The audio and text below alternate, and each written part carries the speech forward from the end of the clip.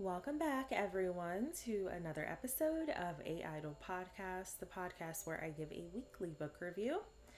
This week, I read Shallow Waters by Anita Kopacz. This is the story of Yemaya's journey from the African waters to the American plantations, slave plantations, but also her journey from a mer person to a goddess. We're also able to uncover Africa's spiritual impact on the enslaved people, which ultimately gives us the birth of a lot of modern day religions. Now, Miss Anita Kopacz, this is her debut release, and it was released in 2021, about a week or so ago. And I already knew I was going to like her after listening to her interview with The Breakfast Club. And if you have read the book or if you haven't yet, I would certainly go to that interview. It gives you a little bit more insight on the story and her personality in general. And one thing that stuck with me is her hitting the nail on the head for honestly why I even started this podcast. She said that ritual storytelling to her is one of the most effective ways of learning because people are going to take out of it what they need. And that's how I view books. You know, there's so many different books out there. And I always tell people that anything that you can think of, it's probably already been written about. And it's probably been written about from 5 different perspectives. So there are millions, billions probably of books out there that you can read and you'll probably get something out of it that maybe your friend doesn't. And so just whatever really applies to your journey in your life. So just knowing that she has that mindset, honestly, I'm already kind of biased, but I'll be objective with my review. But I like really already appreciate her personality and acknowledging that there is value in passing information down, specifically with storytelling, whether that be through movies or plays or text, books, you know, whatever it may be. Now, before we get into it, one, I want to give a slight spoiler warning. I'm not going to intentionally ruin the plot for anyone. However, there's going to be some different aspects that maybe you may not want to know until you actually read the book. So just, you know, kind of like a slight, this review isn't going to ruin the experience for you. But if you want to go into it blind like I did, then turn this episode off and come back after you finished it. And also, I want to touch on a few terms that I probably will say throughout the review that if you're not familiar with, this will kind of help you gauge where we are in this story. So, Yoruba is a group of African people, but it's also the religion of the Yoruba people. They have orishas, which are spirits in that religion. And some of those spirits include Yemaya, who is the goddess of the sea. In this case, she is a black mermaid that watched over the African people being brought through the Middle Passage. And then there's also Oshun, who is the goddess that is associated with fertility. Now, when it comes to structure, I feel like this book pretty much follows like the standard kind of guidelines. It's very straightforward.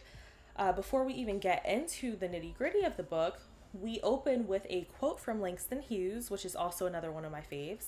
And this quote is from the Negro Mother. And it reads, "Look at my face, dark as the night, yet shining like the sun with love's true light. I am the black girl who crossed the dark sea, carrying in my body the seed of the free." And honestly, I'm so thankful that I revisited that quote after I finished reading because I really do feel like that encompasses the character arc of Yemaya. You know, it sets the tone that we're going to be discussing the nurturing side of Black women and how that helped ease, you know, the process of these African people being pulled from their villages and their native lands and thrown into this harsh environment. So from that, we can ultimately conclude that this is kind of a reminder to everyone that there was some sort of stability behind these African people. There was someone or something there to hold them upright. And in the words of Miss Anita Kopacz herself, the intent was for Black women to remember who they are, who we are. Now, after that, we do get an author's note, which is very short, but I feel like it highlights the gratitude that Miss Anita has for everyone that may pick this book up or talk about it. And it also touches on her interest in preserving culture. You know, again, this goes back to her quote on the importance of storytelling. There's stuff that was in this book that I had never heard of, really. And so this is just another example that we're able to pass these things down, especially in modern times through text and manuscripts, whatever it may be. Secondly, we get a foreword by Velma E. Love. And what I like about this is, and I guess maybe this is kind of the importance of having a foreword, is that she highlights the importance of the knowledge on African spirituality or religion. And that's important because it reinforces the message that there's some good stuff in this book, but also because, you know, for certain subjects, it touches an author, you know, really deeply. And obviously that's why they decided to write a book about it. But for someone else to kind of co-sign that and say, this is some powerful stuff, I really think people need to hear this. I mean, that's enough to convince me to continue reading. Not that I was going to stop, but, you know, it just kind of encourages you. It gets you hyped up, you know, especially for the people like me who I wasn't really privy to a lot of this information. And it kind of made me feel left out because I was like, well, where was I? Why didn't I get told these stories? And so it just kind of propelled me further into the story. So then, of course, we have the prologue, which really establishes the character of Yemaya as someone special. I won't tell you why, but at first, as with all prologues, it doesn't really make sense what's happening because you don't have all of the information yet, as more than likely it's framing an event that happens farther along in the plot. But what we can deduce is that something is different about this being, you know? She's something special, something that we're not maybe familiar with. And it really just encourages the reader to continue reading in order to get to that place and be able to set that event wherever it may lay. As far as chapters, there are 21, and they are titled by topic, which I didn't know how much I actually appreciated that until I read this book. Lately, I've been reading a lot of books that are just titled chapter 1, 2, 3, 4, but it's nice to have, you know, a chapter that's titled, for example, The Middle Passage or Magic or Free, so you know what's going to happen and you can prepare yourself for where you think the plot is taking place. Within the chapters, there's also kind of smaller stories that are segmented within each chapter, and I mean that by maybe there's a page or two with a few paragraphs that discusses a specific character's journey.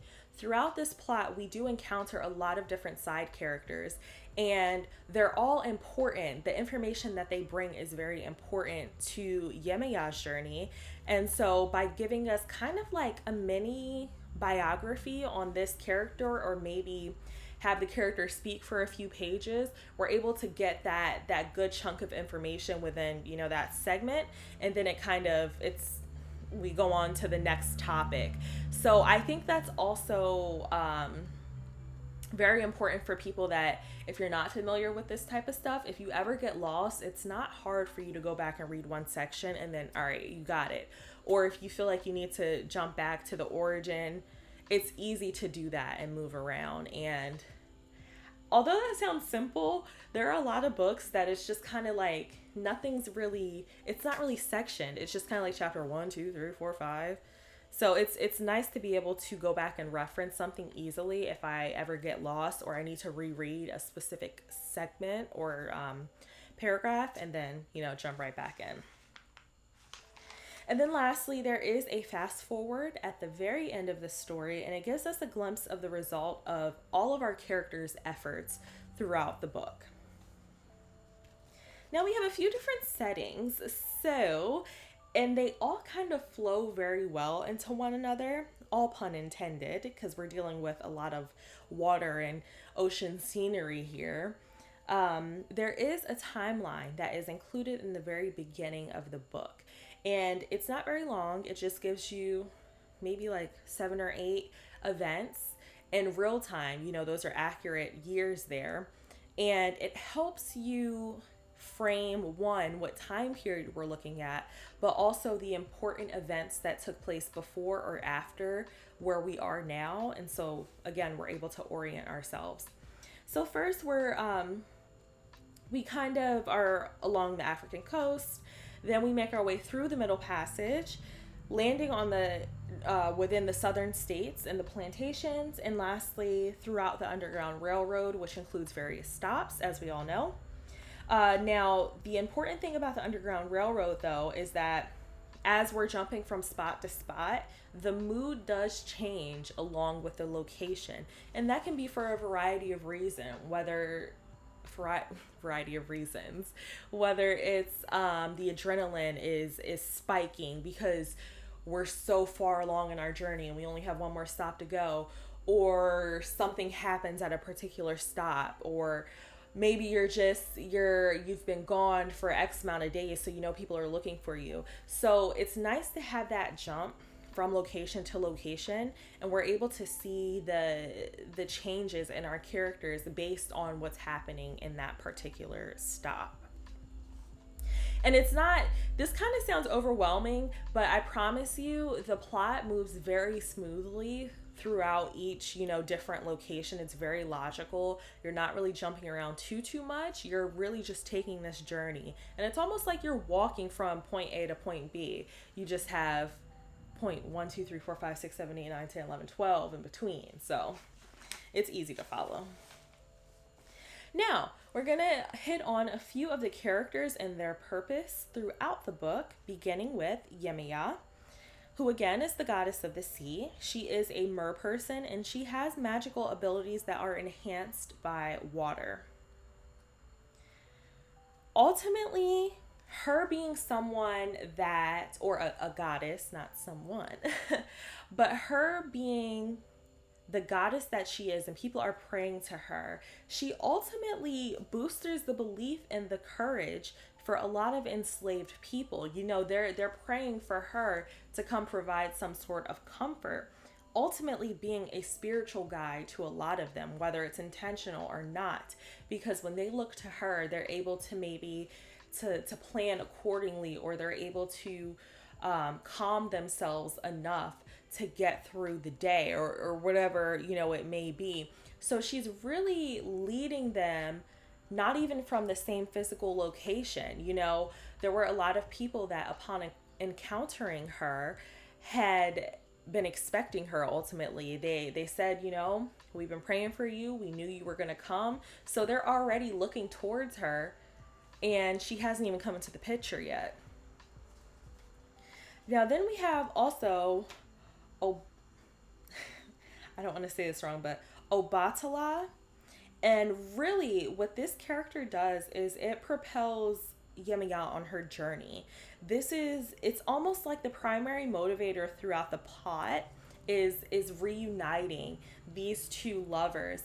And I could argue that the majority of the actions taken by a lot of the characters is to bring Yemaya to this specific character. And you can almost look at it like fate. It's supposed to happen, and it's gonna happen, but we all need to do our part to make it happen. Now, this includes Yemaya physically, literally moving from location to location, but also the decisions that she makes, whether it's choosing to take the journey on the Underground Railroad, or it's choosing to defy a slave master. A lot of these decisions are ultimately motivated by her love for Obatala. Next, we have Moses, who everyone probably knows as Harriet Tubman. Moses was a name that people did call her on the Underground Railroad, and that is because she did lead enslaved people to freedom. And so if we're saying Yemaya is the spiritual guide, I would certainly say that Moses is the guide on land, because she quite literally takes a lot of people to freedom. And then we have a few side characters. So again, we're encountering a lot of different people, and they all have their purpose. They're all important. But this specific group, for example, Cortázar, Tilly's aunt, Richard, Cora, Ozada, and many more. I feel like this represents the average person in this situation. And by average, what I mean is someone who is not enslaved, or someone who is not actively taking any sort of role in enslaving other people, because what we know is there are quite a lot of people that either weren't enslaved during this time period, but also they didn't have slaves, and so they had the option to, obviously engage in this horrid environment, look the other way, or help out. And so what we're able to see in a lot of the different side characters are the outcomes of each of these characters' decisions when it came to them choosing which side they wanted to be on. And we do get a range of this, I would certainly say. Obviously, we have like the slave masters and things like that, but we all already know how they get down. But we do have a range from, I would say, kind of indifference up to actively helping to get Yemaya further on her journey, but as well as just helping enslaved people in general. And we're going to touch on that in just a few minutes.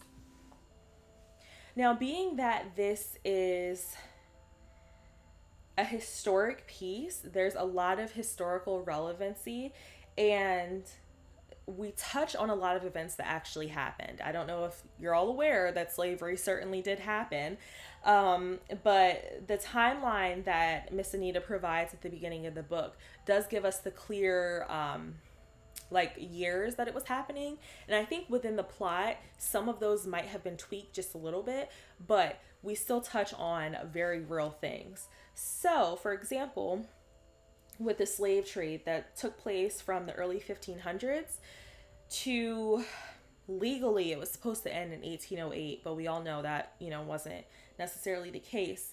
And this involved kidnapping people from their native lands in Africa and forcing them onto boats headed to American plantations.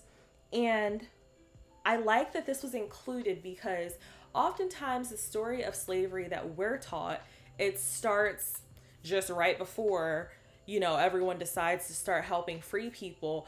But there were people that spent generations and generations and generations on plantations and maybe never even got the chance to fight for their freedom. But their ancestors were kidnapped, like literally forced. And so I like that that was framed in this book. And it really kind of hit home the idea that, first of all, I don't know if we're all aware of this, but everyone didn't just jump on those ships willingly. They were really killing people and threatening people and, taking people's kids and doing all type of horrid stuff to force them into this situation. So that was framed very well. And also on the journey along the Middle Passage, if we're talking about protests, there were enslaved people that actually jumped from the boats and took their lives in protest of being, sent in shackles off to some land that, it wasn't their home. And so these events not only are accurate, they're important for us to discuss because there's this notion that either enslaved people were complacent maybe with the idea and that maybe they didn't like it, but they didn't try to fight it. That's absolutely not the case. At every stage of the slave trade, and once they landed on land and slavery and everything, there were people that protested and fought and tried to get their freedom back. And some were successful and some were not. Depending on how you view it, the people that did choose suicide over heading to the American plantations, they kind of freed themselves. Okay. Now, next we have Harriet Tubman, who is obviously a real person, a real political figure. She was born in 1822 and died in 1913. I just want to point out that was not that long ago. She was the conductor on the Underground Railroad. We all probably have been taught at least something about her freeing a lot of different people. I liked how in the book there were a lot of characters that deferred to her decisions. When it came time to make a crucial decision, people always looked to her or took her opinion with more weight than others. And that is because in real life, she really was leading people to freedom by herself. Like, she knew the route. She knew exactly what to do. She knew how to move and all that good stuff. So I did like that not only were the people that she was leading to freedom, not only were they looking towards her, but even when she would make, the stops on the Underground Railroad, there were people that deferred to her judgment. Now, this also includes her methodology when it comes to, one, not leaving anyone behind, but also that everyone was welcome. Anyone who was willing to go with her and try to get freedom was welcome, but you weren't just going to walk off on your own when you wanted to, because that would obviously be detrimental to the rest of the group if you were found out or anything. But she knew exactly what she was doing, and she executed it very well. And lastly, just capturing her character, her being this fierce leader, this very brave person that had the audacity to not only escape slavery, but also go back and free more people and go back and back and back. So I just love that was framed. I know we talk about her all the time, but she was really doing what needed to be done, okay? And then it also included her visions of the future. I have read this in a few different books that she had visions, or she had this sight. She had very accurate predictions as far as when something was not going to work out, or if there was a good outcome or anything like that. So that was also depicted here. Obviously, the Underground Railroad, I've been talking about it a little bit. I don't have a start date for it because even though there probably is, I guess, technically a start date for the Underground Railroad, I feel like people, again, from the beginning were probably escaping, and it just kind of probably came together piece by piece as far as like starting to actually plan the routes and the stops along the way. But it ended, when slavery was officially abolished. So, and it did give us the process of how the stops were set up and how people had to move, in the night to get to these different houses of Quakers and abolitionists, and also how they use lights and other, various signals to display that they were involved in the Underground Railroad. Now, I did touch on the fact that some of these characters were actually real people, and so just to name a few, Frederick was in reference to Frederick Douglass. Waldo was in reference to Ralph Waldo Emerson, Richard Dillingham, and then Tilly Matilda Joslyn Gage, which if you do go watch the Breakfast Club interview, she does speak a little bit more on Matilda and her activism with women as well as enslaved people.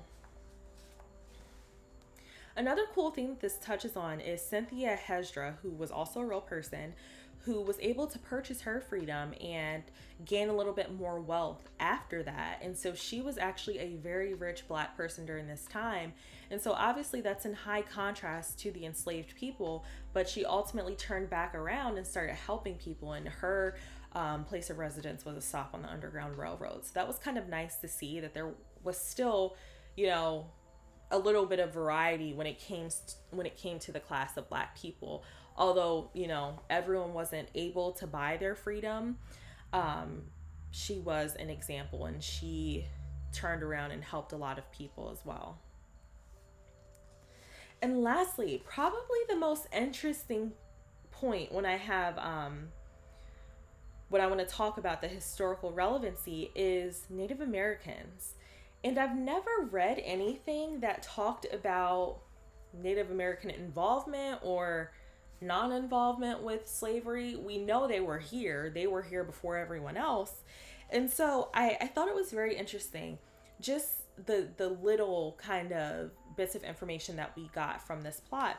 And that is the complacency with slavery, and not complacent in terms of they were okay with it, but what it really seemed like is that a lot of Native tribes minded their business. And meaning that they remained physically near plantations, but they kind of had a subtle refusal to really speak on it or involve themselves with it. They didn't necessarily help runaway slaves.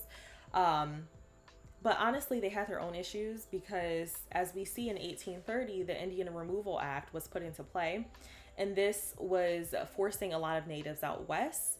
And we all know that is the Trail of Tears. And so they're dealing with a different level of oppression. But it was very interesting to me to see the interactions between enslaved people and the natives, because I guess looking from the perspective of someone in the present, both groups now have some level of disenfranchisement. And so I would think, okay, like, you guys could be allies and fight the good fight together. But I think really it was about not self-preservation, but tribe preservation at that point.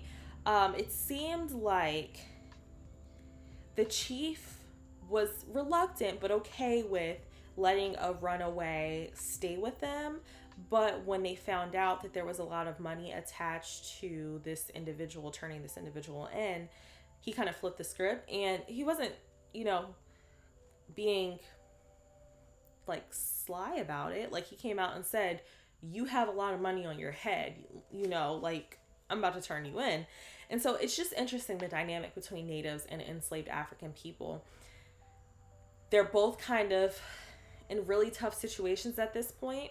And I would love to know if anyone has read, like, even just like an essay or something, any research that they have on more of that, on the interactions with natives and enslaved African people. I would love to read more about that, but it was just interesting to me. But then also, at the beginning of the story, Yemaya would not have made it even to the second chapter had it not been for some of the natives helping her. So very, very strange dynamics, I would say. I would love to know any thoughts on that, if anyone read into that a little bit more. Now, with themes, I'm going to run through these a little bit quickly because I've kind of touched on most of them, just explaining past things. So I would say definitely protection is something that a lot of the enslaved people were seeking, and they were really looking for relief from enslavement, particularly from Yemaya. But then we come to roots, again, seeing the lineage from Africa, seeing these tribes being ripped from their lands, and how the culture was passed down through generations. And then also seeing the roots of a lot of different religions, which kind of have become like the basis for a variety of things, including like Santeria, what they call voodoo, candomblé.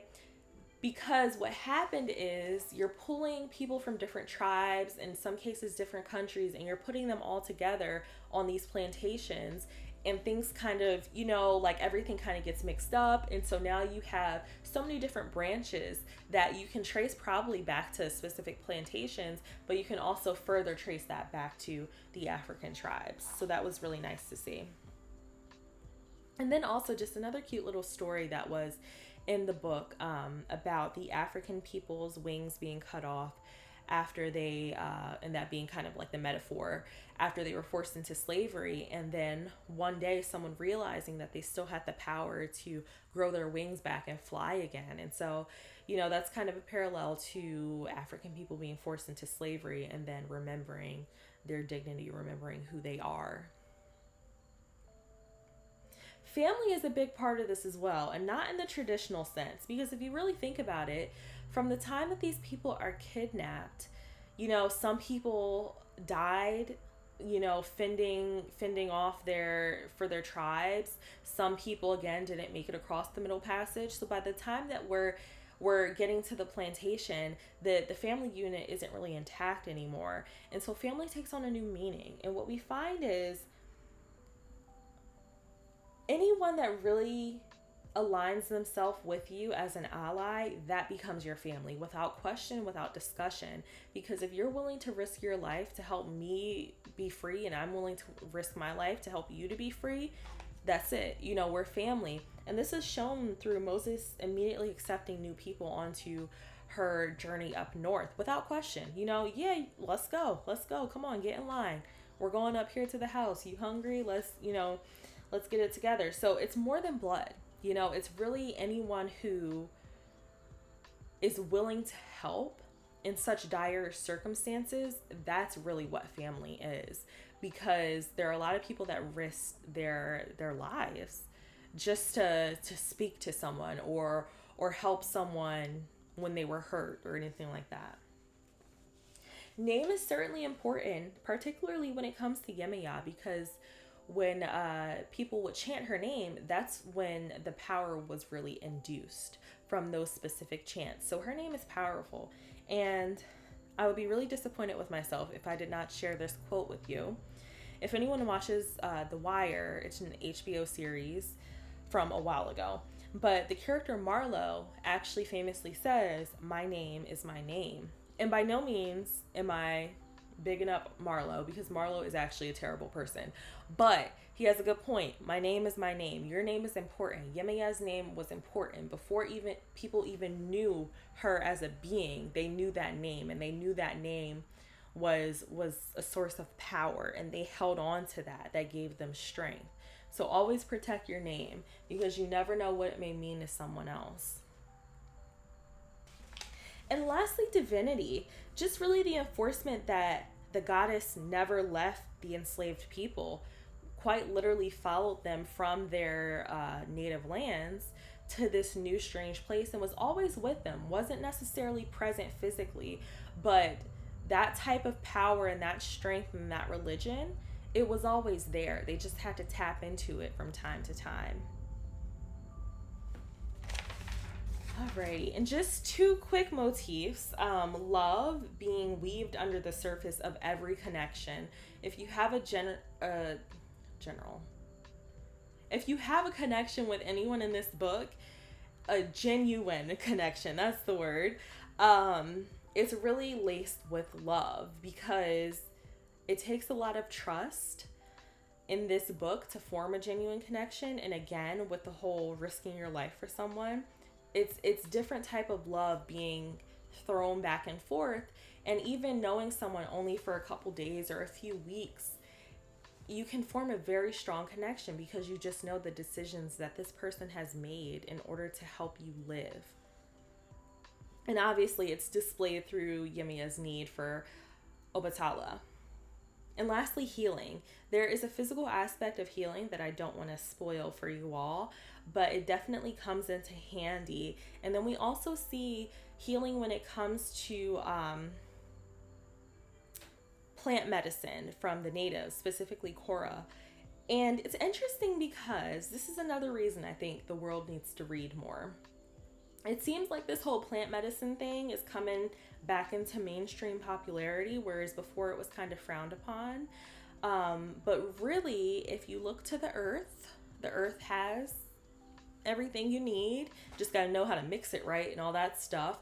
Whether you need relief mentally, or you got a cold or something's going on with your stomach, the earth has ginger and all that stuff. I mean, I'm no herbalist, but it's just interesting because everything that we're arguing about now has happened before. People have practiced plant medicine prior to this. So this is why I think we should all read more because everything I feel like that is happening in the current times, even I read the book about Rome a few weeks ago. It seems like everything politically that happened in Rome is happening now. So it's like nothing's really new. So we can find a lot of information and stay informed just solely through books, really, and not Facebook. All right. So when it comes to impacts, let me tell you something. I really enjoyed this book. I feel like it taught me a lot about my culture, and I'm kind of ashamed to admit it, but I didn't really know who Yemaya was. The first time I heard that name though was through Beyonce. Her song Black Parade, she does say Yemaya, and I think she also references Ocean in that song. One of the Black is King song. And then also in Love Jones, one of the poems references Yemaya as well. So this has kind of been around. It's just not, I guess, widely acknowledged anymore. So I feel like this book is certainly even more important because we kind of need to get this out here. I certainly think, though, that this book pairs very well with two other books that I've read before, and that is Remembrance by Rita Woods, as well as Lovecraft Country by Matt Ruff. And I'm going to tell you why. So, for me, the best part about reading Shallow Waters was the fact that I had the ability to read through the plot, comprehend what was going on, and enjoy it without being buried by trauma. We're talking about some tough stuff, okay? There's a lot happening here. Obviously, with slavery, it wasn't a walk in a park. And if it was portrayed as that, I would be very disappointed because that's not what it is. And so, with this book, as well as Remembrance and Lovecraft Country, we're able to see how Black characters are dealing with the accurate historical events of that time period, but you throw into the loop some extra power that they're now able to utilize and weaponize against whatever oppressions that they may be going through. In this book, it's Yemaya, it's the goddess of the sea. In Lovecraft Country, they're dealing with magic and wizardry. In Remembrance, we don't even know exactly what they're dealing with, but they have some sort of power to fight back. And so it's like, wow, like finally they have a chance. How many times have we read these horrific stories and felt like, if only there was a Black Superman, if only T'Challa was there, like someone was there to help these people, and now we have it. So by framing this story through the lens of strength, we are able to get through it, I think, a lot easier. I didn't feel like I had to, like cleanse myself after reading it. I didn't feel depressed or anything like that. And so this, along with those two other books, are the perfect trio to read. If you really enjoyed Shallow Waters, I definitely would read that one first. I would read Remembrance after and Lovecraft Country after that, because Shallow Waters is kind of like the beginning of the slave trade. Remembrance is slavery, but it's kind of getting right before, I would say, like slavery was abolished and all that stuff. And then Lovecraft Country is Jim Crow era. So we're looking at three very pivotal moments within the Black community in the US and all of the oppressions associated with it. But we get the flair of knowing that they now have an extra sense of strength, an extra weapon on their side. So I really enjoyed this book. It's funny that I've read all three of these books within like a year of each other. So it's interesting that this came out when it did, because I'm feeling way more validated in my journey of reading, but also as a writer, and seeing these Black characters face historically accurate events, but throwing,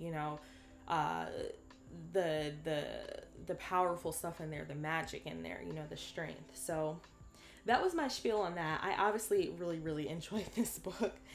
And it's funny because as I was watching the Breakfast Club interview, Miss Anita said that she really wanted this book to remind us who we are. And listen, if it did nothing else, that's what it did for me, okay? Because let me tell you something. When I got done reading this book, I wanted to rewatch Black is King by Beyonce with my fro out, okay? I felt like I could truly get into formation with a vegan diet, finally. Like, I felt so light after this book and so powerful, and I really started remembering where my strength lies personally. And it's funny because it's not even really like, I didn't really feel like I could identify that much with any particular character, but it's just the strength that Yemaya had, encountering abuse after abuse, after event after heartache and all this other stuff that she went through, and just kind of see her go through it with her head held high. Man, after I read this book, I was walking around the office with a smile on my face. I felt like I had pride between my shoulder blades. I was walking up straight and all that stuff. This book did what needed to be done, okay? And honestly, if there's any takeaway I have from this book, it is just this. You need to walk in your purpose and remember who you are, queen, okay? And that is it, period. I really enjoyed the book, if you didn't notice. And I think everyone should go out and buy it. I got mine, literally, I ordered it on Amazon. It came the next day. I read it within like 24 hours after that, and now I'm doing the review. So this was kind of a late addition to my reading schedule, but I'm so glad I did it. I really want everyone to go read it. I know they have an audio version out if you like audiobooks. But yes, please go pick up this book. I really enjoyed it. I really am looking forward to more from Miss Anita Kopacz. It's funny because I feel like this should be one story of many, because it is kind of a short piece. And so I feel like there's more to this story. There's definitely more to the story, but I would love for her to put out like another maybe 3 to 4 books or something, or give us some more, because I'm now fiending. I really enjoyed this. This is a book that's going to stay on my bookshelf for me to reference and give me some strength in the coming years, because the journey I'm on, I'm about to make it to the top, but I'm going to need some strength. So thank you, Yemaya. See you guys next week.